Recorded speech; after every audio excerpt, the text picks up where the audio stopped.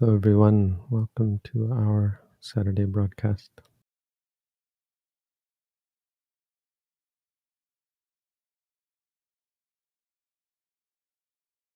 For those of you who might be new here, this is a live broadcast. If you're watching this after the fact, this was broadcast live Saturday, 3 p.m., September 11th, 2021. For the first part, I'll give a short talk, after which I'll answer questions. And during the first part, you're welcome to use the chat box to talk. Once we enter into the questions phase, I'm going to delete anything that isn't a question.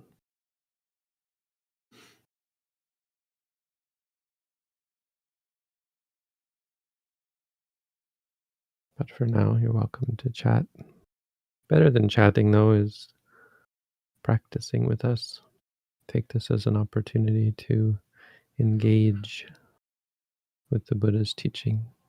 We don't have any video, so you're not distracted by my head. And just focus inward. Focus on your experiences. My talk today is on the 4 foundations of mindfulness. Specifically want to talk a little bit about the sutta, the discourse on the 4 foundations of mindfulness, and a specific part of the sutta. Today is September 11th, which has some significance for people in this part of the world. A lot of Americans listening. Big significance in America. Remember when my teacher in Thailand found out about these people flying passenger planes into World Trade Towers in America. His response was, if they had practiced meditation, they would never have done such a thing.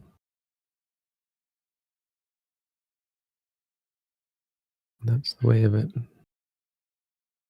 We can become such incredibly horrific things through lack of mindfulness. There are horrific acts done daily, all over the world, constantly, by people so lost, so bereft of sati, who don't know what they're doing, who don't clearly see the nature of their inclinations, that they engage in things that cause such torment to themselves and others with no benefit whatsoever.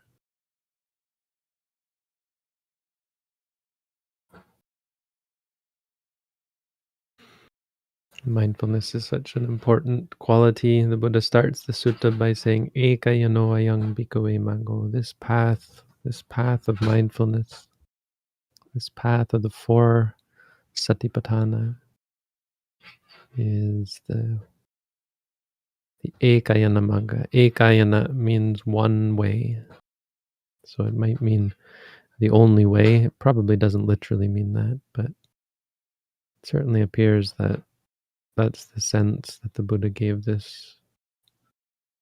The satipatthana, the establishing of mindfulness, is so central to our discovery of the truth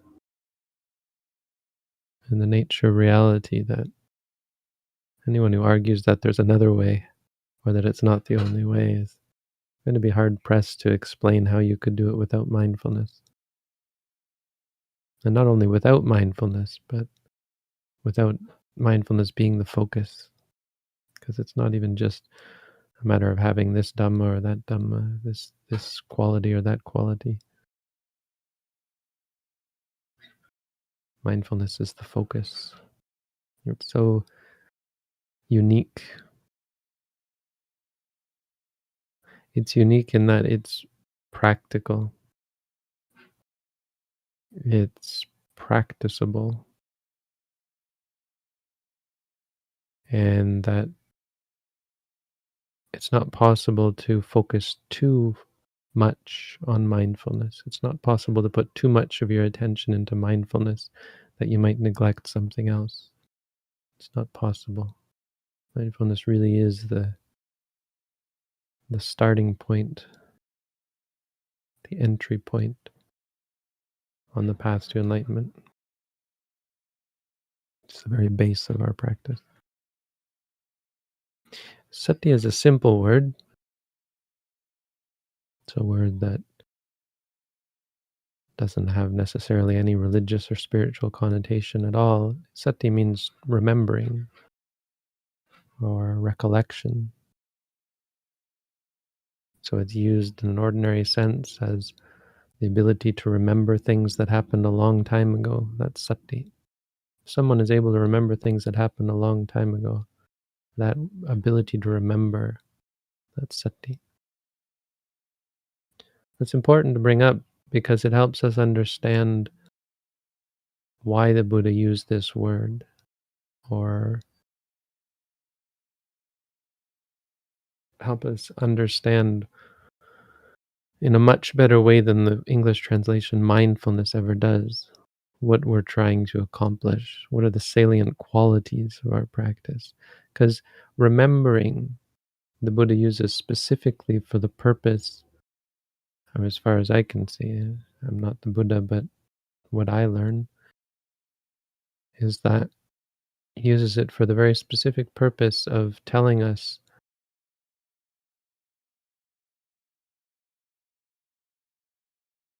to not lose track of our experience, to not let our reactions and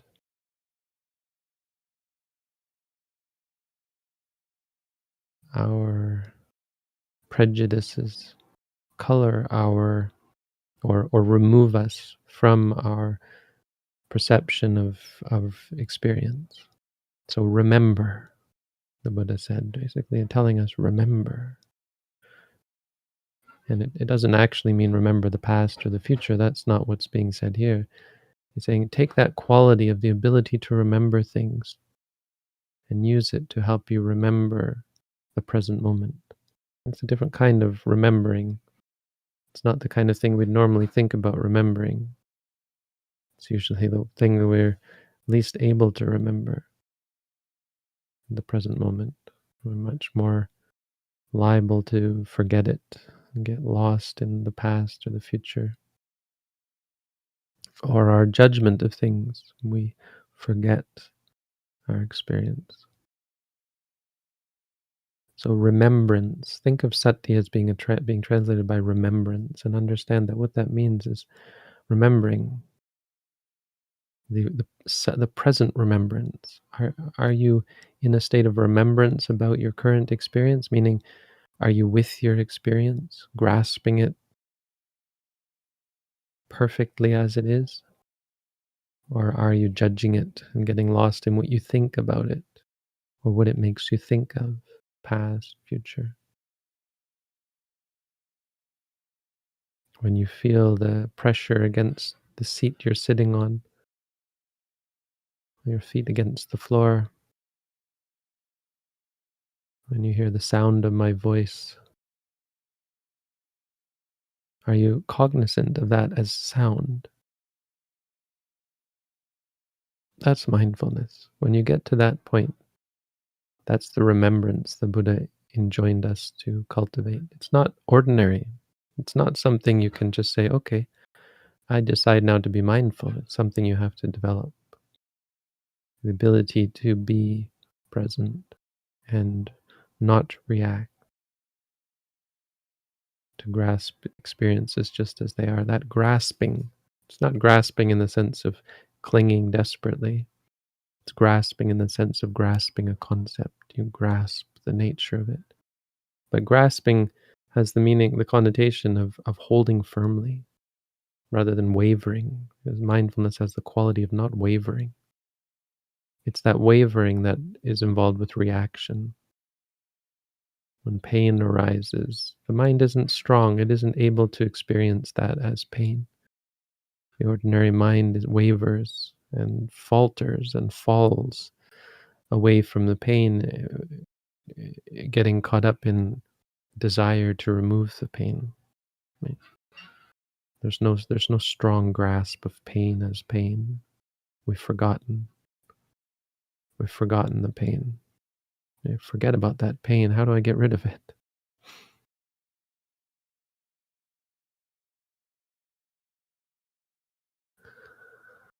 So I wanted to go over some of the language in this sutta. It shouldn't take long. There's just a few things. The sutta is something we maybe don't talk about enough, but we should. And there's some Pali words that really, it's very concise, but they really detail some important points. So I'm going to skip the first part about what mindfulness is for. And there's the 5 benefits or the 5 reasons for practicing mindfulness that are very important. But that's not the talk I want to give today. So the first part is something that should be fairly familiar if you've read my booklet on how to meditate. The Buddha talks about what it's like to be mindfulness. He says, what are the 4 satipatthana? He says, here one dwells kaye kayanupassi viharati. So that part, first of all, can be a little bit confusing depending on the translation you read. But here the Buddha says, and he uses the word passi. He says, one dwells seeing the body in the body. Depending on how you interpret that translation or how it's translated, it's very easy to misunderstand what's being said here, or what I think is a misunderstanding. And the misunderstanding can go so far as there are groups who think that what this means is that inside of your body there is another body. And inside that body there's another body, and deeper until you get to the Buddha body. It's really kind of baffling how, well, disturbing how people get that out of this translation, or this they translate that out of this. But it's quite a simple phrase. Don't want to dwell too much on this. This means dwell seeing the body in the body. But what that means is seeing in regards to the body, the body. Does that sound familiar? It's like seeing in regards to pain, seeing pain. It's important language because he's saying see things as they are, and he uses this language throughout. I'll point out a couple of other spots where he's clear that what he's saying and why he uses the word sati is because you're to remember it as it is. You're supposed to have this quality of seeing things as they are. So the body isn't a body. Right? We had this problem recently. We were using a translation that I think is mistaken. Was it what was it? Just sees a body in the body or something like that? Sees the body as a body or something like that. And that's exactly the opposite of what should be understood from this. You shouldn't see the body as a body, because that's losing track of the actual experience. Body is experience, it's physical. So when the Buddha says in regards to the body seeing body, he means only seeing that reality that you actually experience. So when you move your foot, there's an experience of the motion of the leg, the sensation of the touching of the floor. Those are real, those are experiences. Those are bodily. And that's all you see. You don't see a leg or a body or a being. You don't perceive it as good or bad or right or wrong or so on. Your mind is with the experience and as an experience.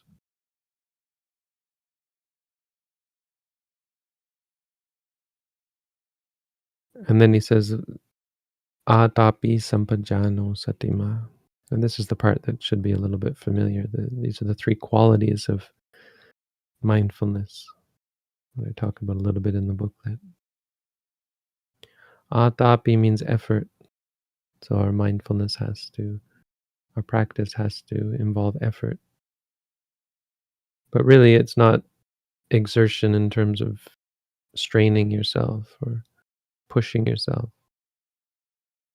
It's more like waking yourself up or dragging yourself off your bed, the dragging the mind out of its complacency to go to the object. When you make the effort to put your mind with the stomach, when you make the effort to say to yourself, rising, that takes effort. Not a lot of effort, but you want to do that again and again and again and again for a half an hour or an hour. It takes some effort. The effort to bring the mind back to the object again and again. That's atapi. Tapi means exertion. It literally refers, it has connotations of heat. It's the exertion that it takes to be mindful. Sampajano, it relates to wisdom, but here it really just means knowing the object as it is. So sampajano is when you know that the stomach is rising, you know the stomach is falling. A part of it is just that moment before you start to judge, that pure awareness. But another part of it is after you're mindful and you keep that awareness and you strengthen that awareness through satima. So the practice of satima means having recollection, having remembrance.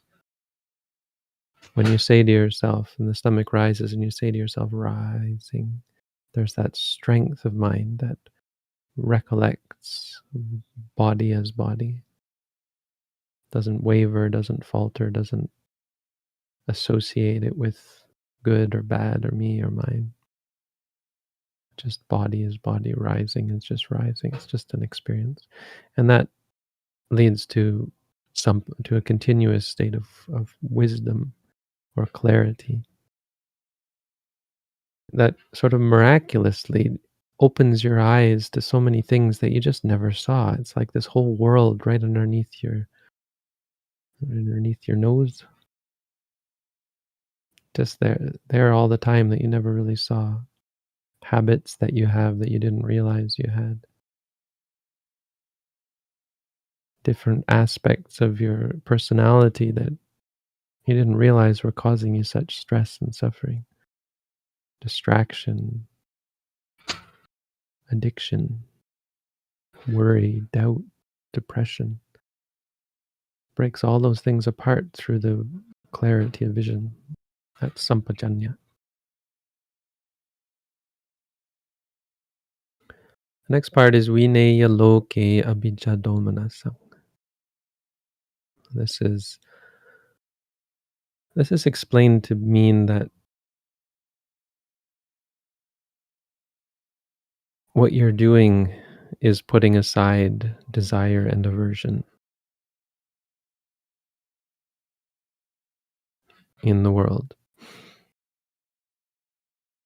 And so I'll go with that, but it could be understood a different way as it's conventionally often understood, as in the past sense, that you undertake this having put aside your desires and aversion. But it's pointed out that, well, you haven't actually put them aside until you're mindful, but in a conventional sense you have. So let's take it both ways. So before you're going to practice mindfulness, you have to put aside worldly affairs. If you're going to undertake to meditate, you have to first put aside all of your ambitions, all of your grudges that you might hold. You have to just give up everything before you start and just say, look, I'm going to put that all aside for now. Put aside the world. But then on the other hand, the other way of looking at it is correct as well, that through the practice of mindfulness, you actually do, in a very real way, give up your worldly concerns, the things that keep you tied to stress and worry and depression, your obsession with what might come or what has happened in the past. You become, well, we'll get to what you become, but the practice is also for the purpose of, in a much more real and fundamental way, giving up attachment. So that's the first part of the sutta, and that's useful. Those three qualities describing what mindfulness is. The next thing I wanted to mention is at the end of each section, there's a part that doesn't get enough attention, I think. I have to give it a little bit of attention here. So, just quickly, the Buddha talks about in each of the section a different way of practicing mindfulness, different basically examples of how one might practice mind. What does it mean to be mindfulness? Basically, seeing things as they are. It gets to more examples like with the breath or with postures. It is what it is. Knowing the posture as it is, knowing the breath, the rising, the inhaling as the inhaling, and so on.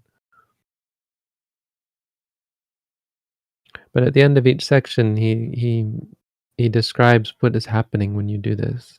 This should give us a little bit of idea of what we mean by being mindful in all these occasions. So when you practice meditation, the meditation that we teach here, what are the qualities and what is the nature of the practice?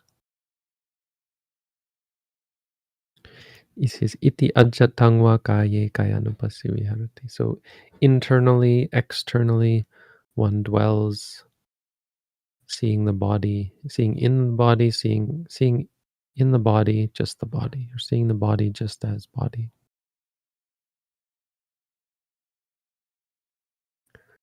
Internally, externally, both internally and externally. And this one is a bit confusing because how do you see the body externally and internally? And the commentary gives some idea that, well, you know it, you can see someone else's body. It's because the sutta is not just about the way I'm describing seeing experiences. The sutta does allow for a little bit of conceptualization where you observe someone else's body and it helps you appreciate the nature of your own body. So I don't want to dwell too much on that, but internally, externally, most importantly is internally, I think. I think the commentary agrees with that. The second part is important because it does outline one of the important qualities of the practice of mindfulness, and that's the seeing of the nature of the arising and ceasing. So samudaya dhammanupasi, samudaya and vaya, the beginning and the end. And you'll see this throughout the Buddha's teaching, this emphasis on the importance of the beginning and end. And why is there such an importance placed on the beginning of things and the end of things? It's because our misperceptions of self and stability and satisfaction rely upon a delusion or an ignorance in regards to the ephemeral nature of things. So reality, all of our all of our ideas of things like concepts like people and places and things are composed, are formed through our perception and reflection and processing of moment to moment experiences. So they're dependent on those things and they only arise conceptually out of those things. You never actually experience another person. You only experience sights and sounds and smells and tastes and feelings and thoughts that you put together. The same goes with everything in the world. And so the ability to appreciate that dependency, it doesn't make you say, oh, well, people don't exist. In reality, that's not the point. The point is it helps you to appreciate the limits of your knowledge and how much of what we think we know is dependent on our own biased and limited and limiting um, processing of our experiences that is so much caught up in things like culture and bias, neuroses, how we process what people say to us, right? What we hear, how we process what we see, what we smell, taste, all of our senses, even how we process our thoughts, what direction our thoughts take. They leave reality so far behind, right? The importance of mindfulness is how much it grounds us in reality, keeps us from those conjectures, those making those connections where none is warranted. And a huge part of this is seeing the beginning and end of things. So that allows us to appreciate the momentary nature of reality, that actually reality isn't made up of people, places, and things.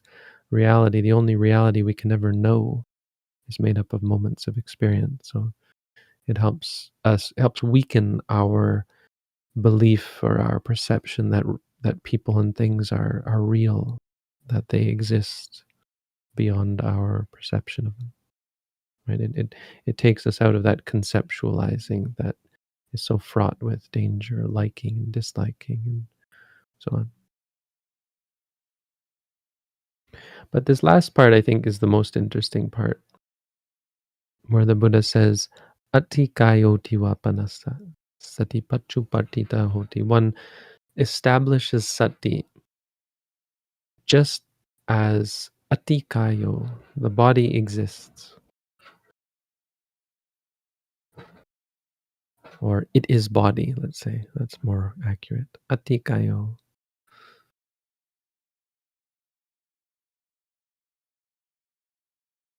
body is. And what this it's so hard with language, but there's no question that what he's getting at here is the attempt to explain in the most precise language possible, the clearest language possible, that what you're trying to do is cultivate this state of awareness that sees body as nothing but body, where you've shed all of your biases, your reactions, your prejudices, your conceptions, your proliferation of what you think of things. And it's not that we're trying to ignore what we think of things. It's in fact quite the opposite. We're quite interested in what we think of things, but we take a observer stance even to those things. We want to appreciate that what we think of things is just what we think of things, and understand that there's nothing real about our perceptions of things. We believe something is good or bad. There's nothing real about that. It's just how we process things. And it's not that we want to stop processing, it's that we want to understand processing as processing and reality as reality and appreciate the difference. Because it's only through doing that that we can come to any kind of objectivity, the ability to change, to acknowledge and recognize when we're hurting ourselves, when we're engaging in destructive sorts of projection, reactivity, engaging in habits that are to our own detriment, to the detriment of others. We can only recognize that if we're objective, if we're actually looking, seeing things as they are and with a proper perspective. And the next part, Yawa Deva Jnana Mataya Patisati Mataya and Patisati Mataya. Stop there. Yawa Deva, just so far to the extent of knowledge, the extent of knowing. Right? So again, this is driving home this idea. What he's explaining here is just knowing. Get to the point where you just know the experience as it is. Just matta means just, to the extent of knowledge, jnana. And then patisati matta.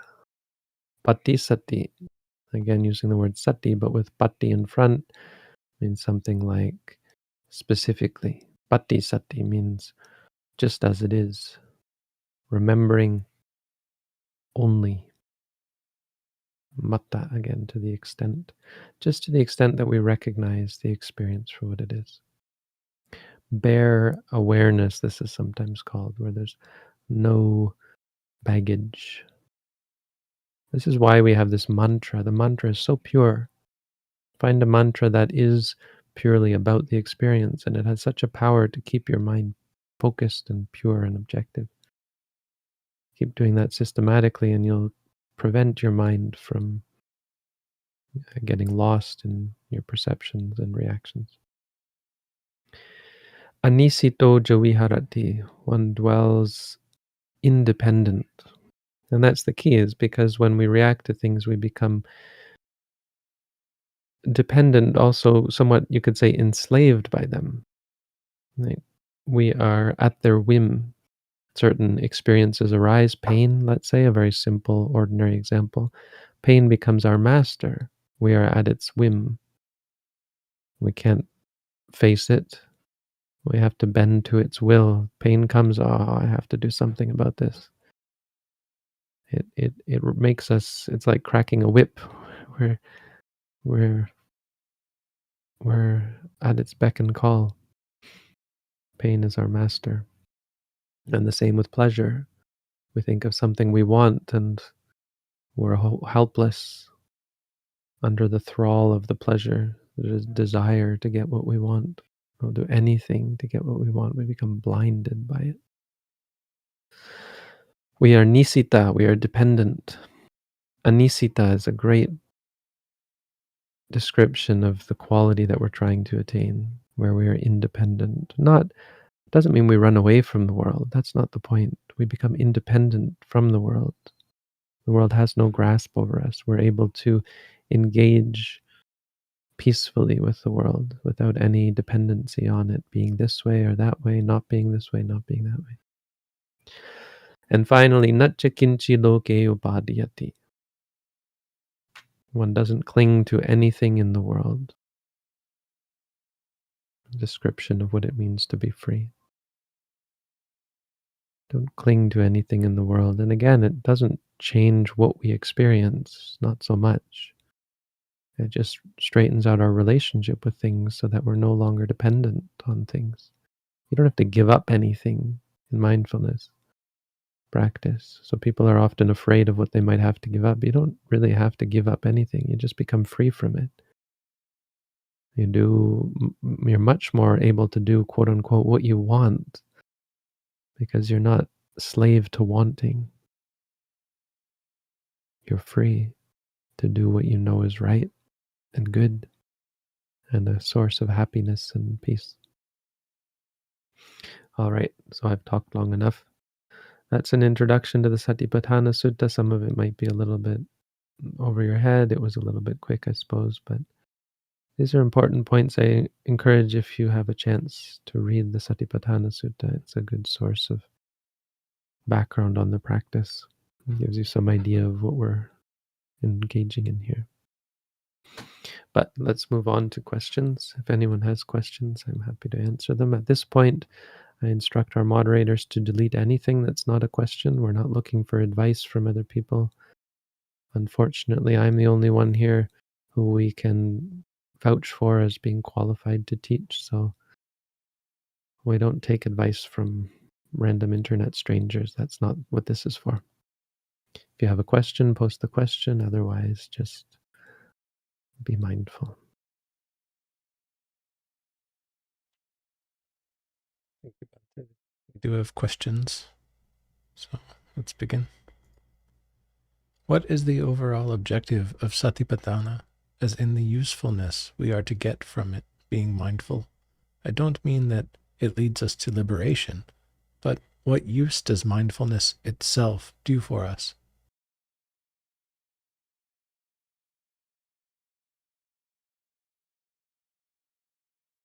Well, it leads us to liberation. I mean, that's pretty useful.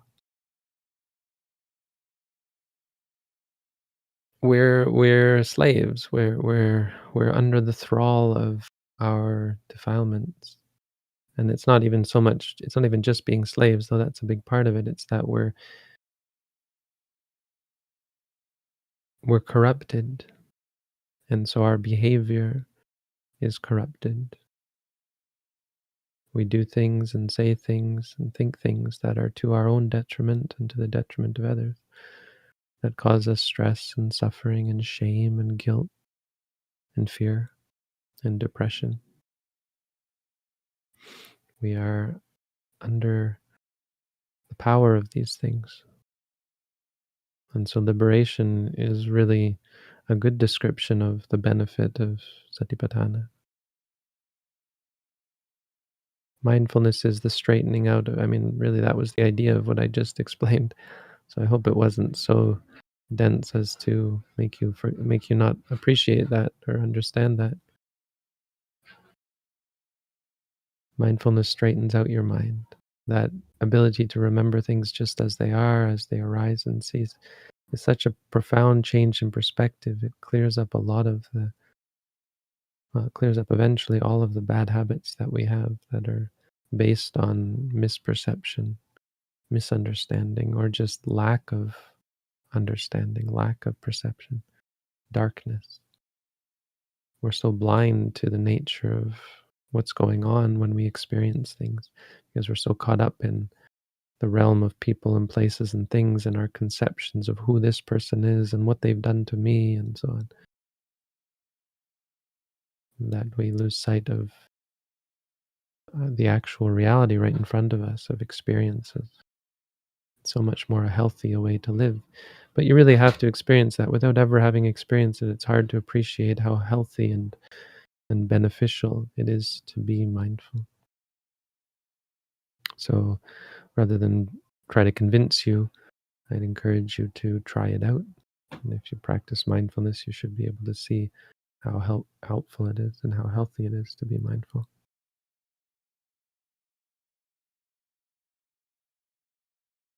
When there are several distractions at once, should I choose to note one first and then go after another, or should I just note what is the most prominent in each moment? Well, the idea we give during a meditation session is to note whatever is most prominent in each moment, but try then to go back to the stomach unless there's something else that's really dragging your attention away. So you don't have to ignore things, but do try to have the intention to go back so that your mind doesn't just start wandering. After you note something, your intention is to go back. If something else distracts you, note it, but your intention is still to go back to the main object. But generally, putting that aside, the formal nature of the technique, just generally, yes, you know, whatever is most prominent in the moment.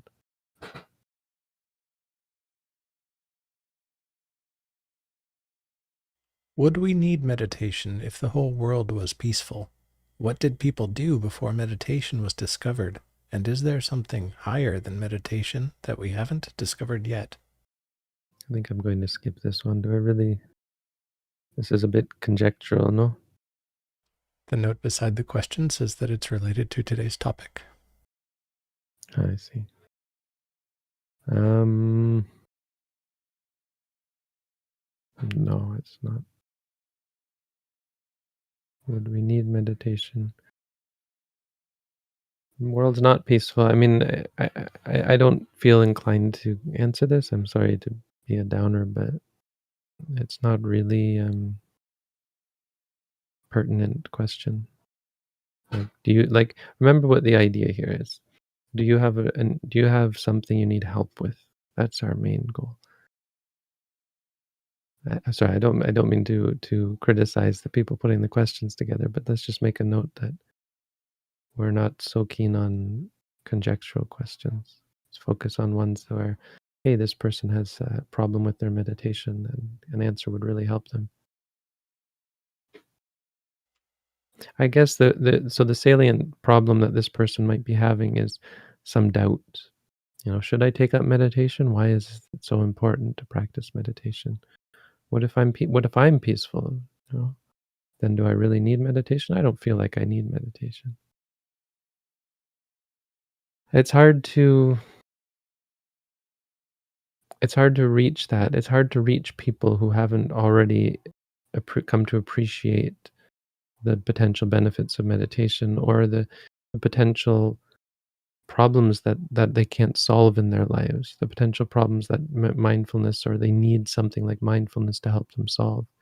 Like, in desperate straits, and I don't know how to fix these problems, so maybe mindfulness will help. And then they try it and they see that, well, actually, yes, it does help. If you're peaceful, if you don't know why you might want to practice meditation, it's really hard to convince you.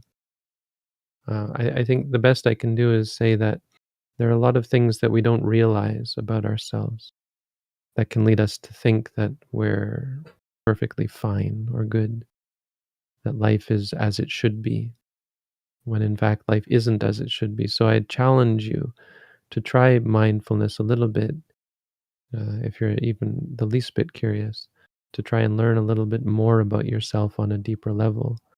And if you look deeply inside and you still find nothing that you think you could benefit from or you could improve upon, then by all means, you might be perfectly enlightened. But I think we ask those kind of questions, or we say those kind of things like "I'm fine" or "everything's good," while acknowledging that we're not perfect, that there are areas in which we could improve. We just don't realize how possible it is to make that improvement, or how powerful meditation is in bringing about that improvement. Or we are simply too lazy to bother trying to improve ourselves. So if you don't care that you're a cause for suffering to yourself and others, and that you could improve, then, well, that's okay. I mean, we don't have to. You don't have to be stressed about hating yourself and wanting, needing for yourself to be better than you are. But it is a sign of a advanced individual, a higher individual, someone who wants to improve themselves. Someone who doesn't want to improve themselves is, well, it's generally a sign that either they are already perfect, or else they're just lazy.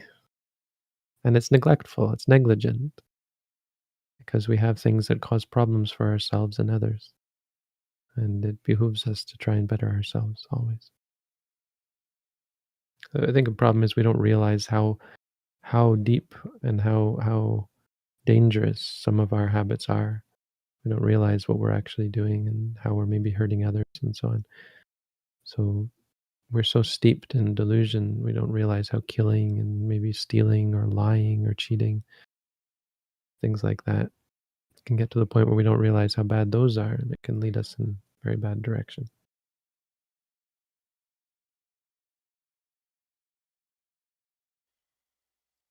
Thank you for answering that, Bhante. How to deal with friends who are not into meditation. Many friends invite me to dinners where they consume alcohol.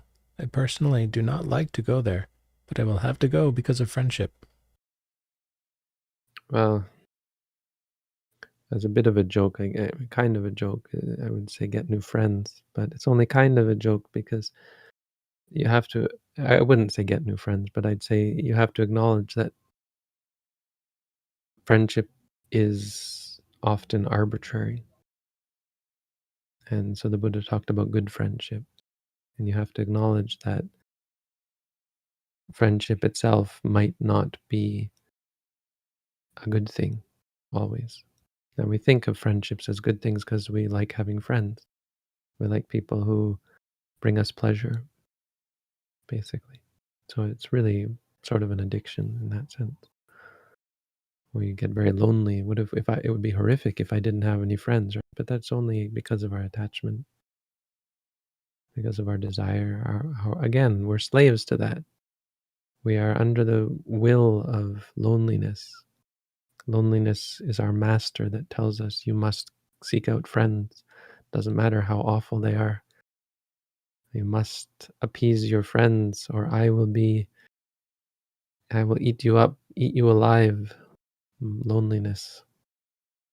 Loneliness is our master. So we try to become independent, free from its power.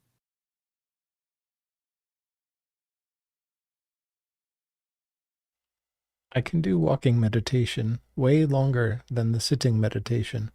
Should I keep it this way? I wasn't really done with that one. Can we go back to it first? Sorry, I know I paused. Back. Um, so as I said, you acknowledge that friendship is not always good, and sometimes you wouldn't go to such dinners. Uh, in as with all worldly sort of questions, like should I do this and what should I do in this instance, there's not really any hard and fast answer. There's just a matter of being mindful. And practically speaking, you're not just going to be able to cut people off, and you probably shouldn't. Sometimes, if you go to a dinner where people happen to be consuming alcohol, you go because it's expected and it's just a cause for great stress and suffering for other family members if you don't go, etc., etc. But you start doing things like, I mean, making clear that you're not drinking.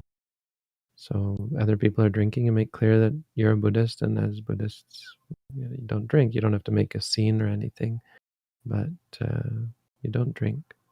People will stop inviting you to parties and so on, and you slowly change. Your life changes and your friendships change.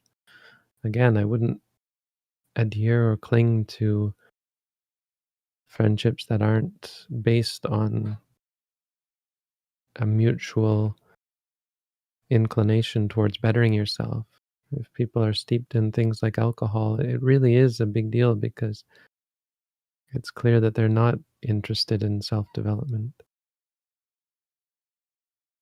I mean, it's harsh because so many people drink alcohol, and that's why you wouldn't just shut someone off because they drink alcohol. But it should be a bit of a defining point where if people are unable to see the dangers in alcohol, who aren't impressed by your abstinence from alcohol, maybe even offended by it, that there's not much you can do to reach them because unfortunately they've been convinced of the benefits of alcohol.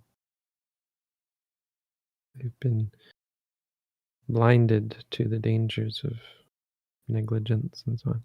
Okay, I think I'm done now.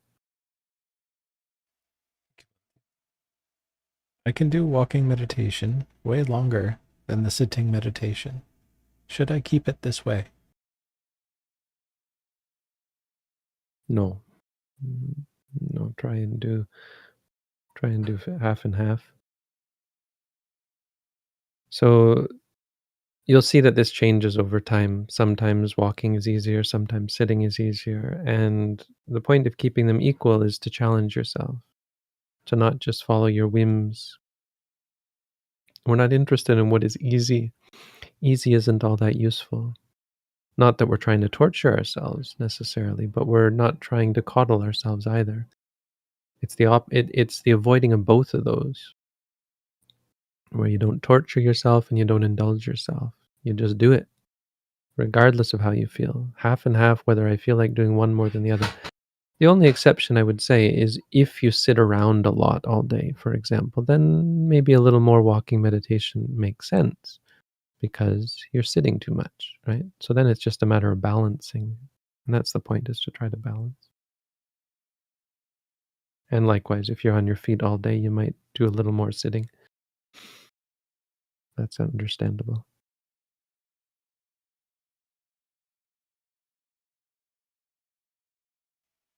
I've been meditating for many years now, but recently I feel I'm somehow regressing and I'm not experiencing the benefits. My mind is all over the place and I'm suffering more. Is this normal? Well, normal isn't something we're interested in. I mean, you're asking this probably because you're concerned that you might be doing something wrong, and that's not intrinsically the case. Just because you're experiencing what you're experiencing doesn't mean you're doing something wrong. But don't worry about being normal. Let's focus on whether you're doing something wrong or not. So there's no you, but we are complex individuals. Our minds are made up of complex habits. So it's not gonna always be a straightforward progression where you become a better and better person. Overall, that should be the case. But there are times where you will experience suffering and your mind is all over the place. But let's look at that. It doesn't make you an evil person just because your mind is all over the place and you're suffering more. So, to that extent, you haven't described something that is unwholesome or a sign that you're becoming worse, right? Be careful to differentiate the quality of your experiences from the quality of your reactions. So, what you're describing is what you would perceive as being poor quality experiences. The question is, how do you react to them? If you've been practicing for years, are you still reacting the way you used to? Because probably not. Probably you're not deciding, oh, well, I should go out and get drunk then, or whatever you might have used to do to avoid the suffering. Now, maybe, because there is such a thing as regressing, it does happen. But if you're continuing to practice meditation, you should see that yes, it's unpleasant. Yes, it's discouraging to experience a distracted mind and physical and even mental suffering. But they only go so far as being experiences. They are not the reactions. They're not the same, or they're not the same thing as how you react to them. And so your ability to stay with the experiences, no matter how painful and upsetting they are, and ability to note the upset and the disliking of them, I mean, that's the real progress. That's the real independence. So I would try to focus on that and focus on, well, acknowledging the expectations you had, because this is a common thing where we have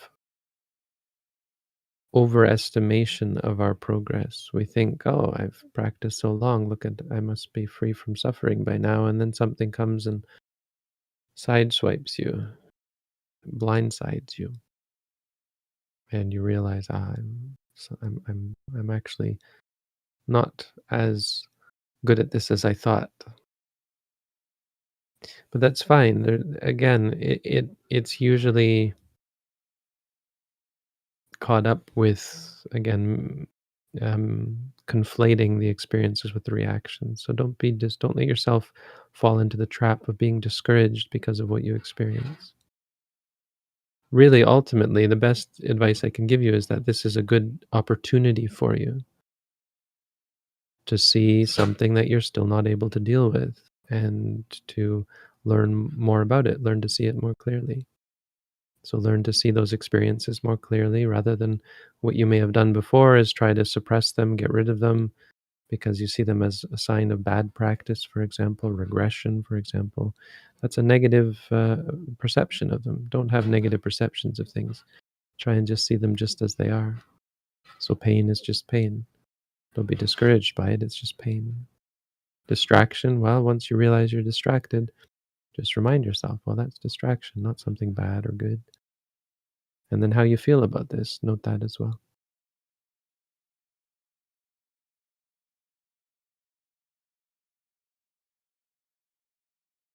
Whenever I try to clear my mind and focus on breathing, I find myself hyperventilating and getting anxious. How does one relax into mindfulness as a beginner? So this is a fairly common misunderstanding. I want you to, I'm not trying to be critical, and I suppose I do come off, I apologize if this ever comes off as overly critical. I'm really just trying to help. So um, try to appreciate some of the misunderstandings in the mind. It's common. There's nothing wrong with you for thinking this, but, well, there is something wrong with you for thinking this. The same thing that's wrong with all of us is that we approach things with an attitude of trying to fix, trying to control, trying to succeed. And mindfulness isn't like that. Trying to clear your mind is not mindfulness. It's wrong practice. It's understandable, and it's what most people try to do, but it's not mindfulness. And that's what makes mindfulness so special. It's different from trying to clear your mind. When your mind is not clear, you should focus on the fact that your mind is not clear and try to remind yourself for the express purpose of overriding that attempt to try to clear your mind. That's the actual problem, and that's what you're seeing. What happens when you try to clear your mind or focus on breathing? Hyperventilating, anxiousness. Very interesting. Turns out that that's the wrong attitude. It's not mindful. Also, when you're hyperventilating and getting anxious, those as well are just experiences. They are not bad in and of themselves, per se. They're just experiences. Or your perception of them should not be as something bad. Your perception of them should be as what they are. Anxious, you'd say to yourself, anxious, anxious. When you're hyperventilating, you'd note feeling, feeling. Or you could say hyperventilating, but feeling's probably better. Asking how does one relax into mindfulness has nothing to do with being mindful. Mindfulness isn't about relaxing. It's not a thing that you relax into. Mindfulness is a skill that you cultivate that may involve some fairly uncomfortable experiences where you face things that are not comfortable. You face states of mind that are distressed, but you face them, and that's what makes the difference. You stop reacting to them. When you want to relax, you note the wanting rather than trying to relax. You see, it's a very different sort of practice. So, no judgment whatsoever. It's good that you asked this question. It's a very good question, but it's important to start to appreciate the difference between most of the ways we try to deal with our problems and mindfulness, which is quite different and quite a challenge as a result, because it challenges us to stop trying to fix things and just try to understand and see them clearly.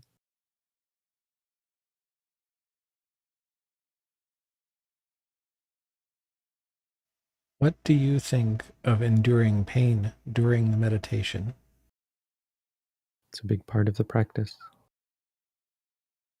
Pain is to be endured, even if it's going to kill you. Enduring pain is just well, it's not quite even enduring in the way we normally think of it, though. It's the best way to endure it, and that is to not react to it, to not have an opinion on it, right? Because it's our opinions that turn it into suffering when it makes you stressed or upset. The liberation comes from not reacting to things, including, and you could say especially, things like pain, which we are very apt, very inclined to react to.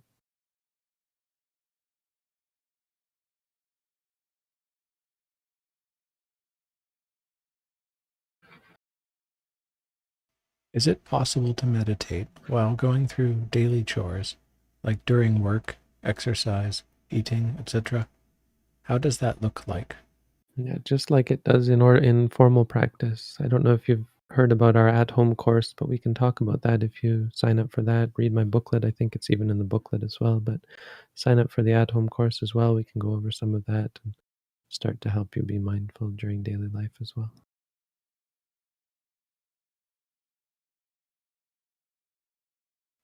How do It's I all know free, so don't it's not I'm not charging for it, so feel free to sign up. how do I know when to start walking meditation as a beginner? Well, our practice starts with walking. So you do walking first and then sitting half and half. Start as a beginner, you start with walking and then do sitting. Walking and sitting is a round of meditation. If you haven't read our booklet, I encourage you to read it. There are links, should be a link in the description. If I evoke a negative emotion out of someone, even if it wasn't my intention, am I karmically responsible, or am I only responsible for my state of mind? I guess I might nitpick a little bit and say you're not really responsible at all for anything. It's not quite like that, because responsible is like, I mean, you are, but I'm nitpicking because I want to be let's be very precise about what we mean by karma. Karma is action. And it's not about being responsible, it's about results of actions. So, of course, everything we do has a result, even physically and verbally. But the Buddha, when he used the word karma, he was talking about a specific kind of acting, and that was ethical acting, kinds of acting that were based on wholesome thought, wholesome mind states, and unwholesome mind states. So if you act or speak with anger or greed or delusion, or if you act or speak with kindness, patience, mindfulness, clarity of mind,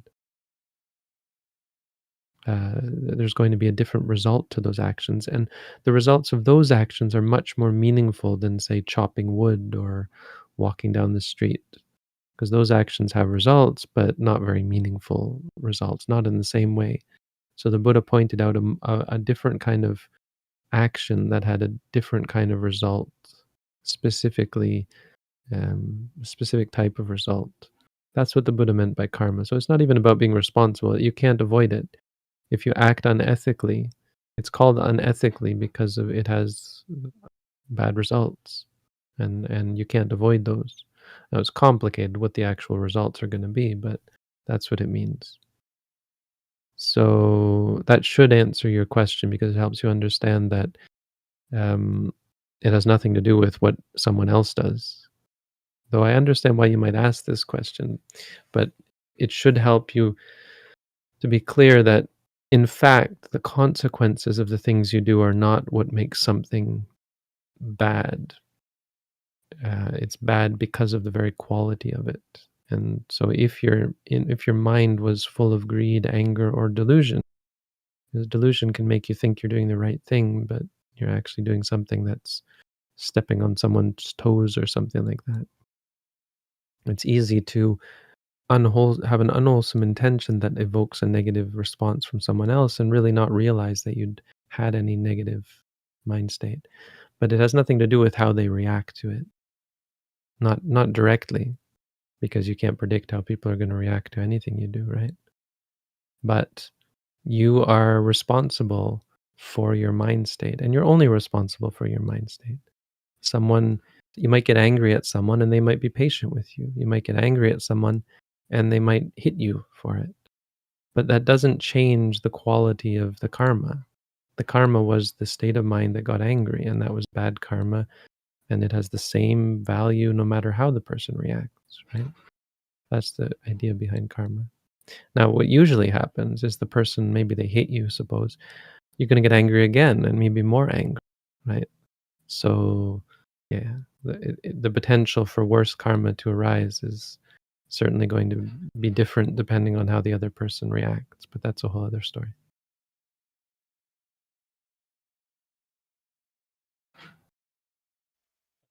Crushed the hour. There are currently 2 questions marked for tier 1. Do you have Go time to for it. answer? Okay. How do I develop a constant state of awareness?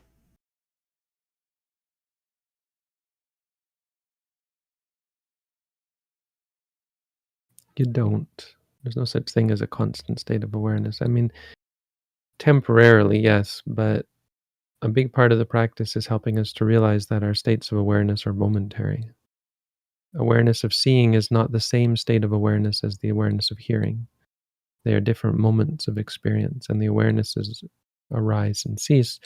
And not only do the awarenesses arise and cease, but in between awarenesses, there's also reactions and processing moments. It's a lot more complicated than that. There's no such thing as a constant state. There are certain states that are constant in the sense they are smooth, like, but those are very high meditative attainments, and they are specific. They're not really what we're focused on in this practice. Now, they can be very valuable, but they're not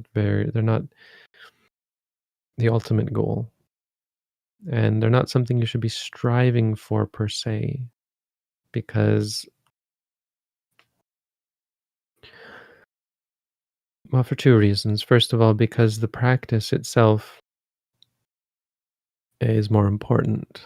So rather than focusing on some sort of state of awareness, you should be focusing on the moments of awareness that are not constant and trying to smooth out your reactions. I mean, that helps you create a more consistent state of clarity of mind, which is maybe what you're talking about with awareness. But the other thing is these specific states that are actual continuous awareness are not, again, the ultimate goal. So you do have to let even those states go. That's not the point.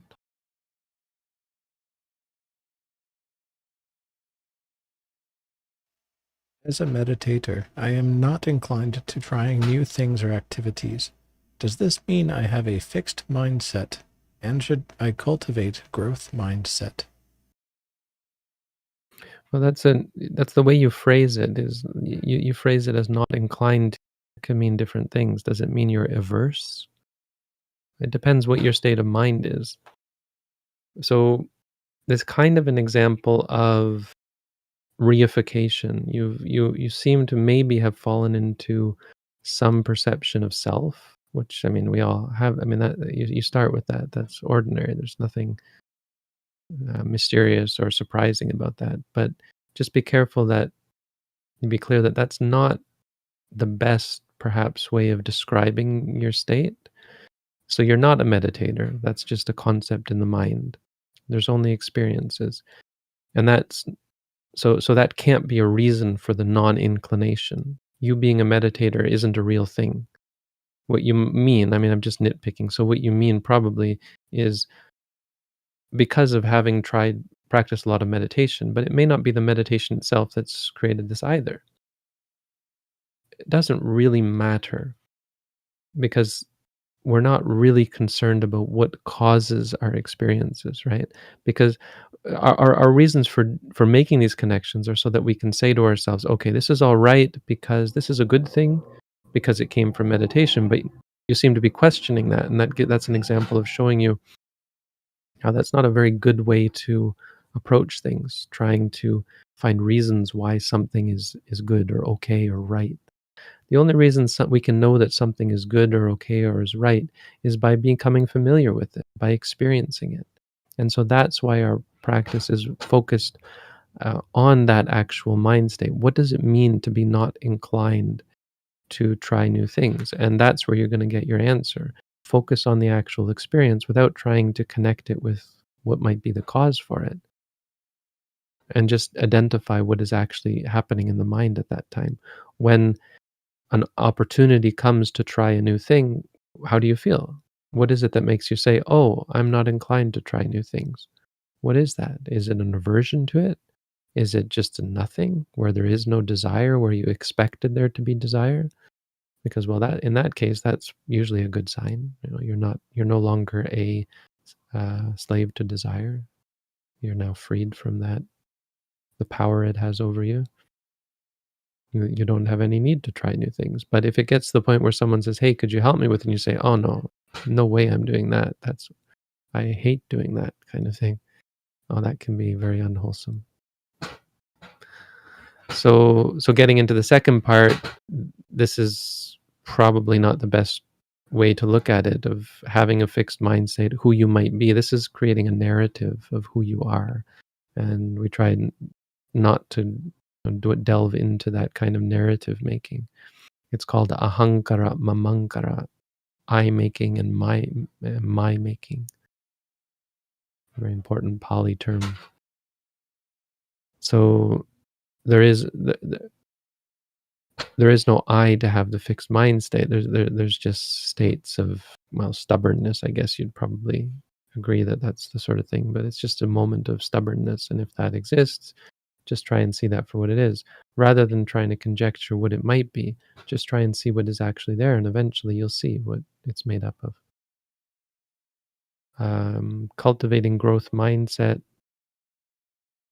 no, because that relates to some idea of who I am and what I'm lacking and so on. You should try to cultivate mindfulness. That's really the only thing you can't go wrong with.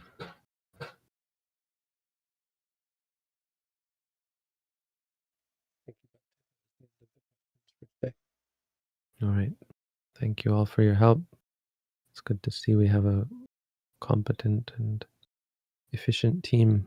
I appreciate your support. And thank you all for coming. I appreciate people. Oh, we had 89 people, it looks like. I don't know what the maximum was, but 95 people at one point. Oh, it's great to see so many people interested in these things. I hope it's helpful. We're only here because it might be helpful to people. So I hope this has helped clear up some doubts and misunderstandings, and it's able to help you progress in your practice. Wish you all a good week and a happy life free from stress and suffering. Sadhu. Sadhu.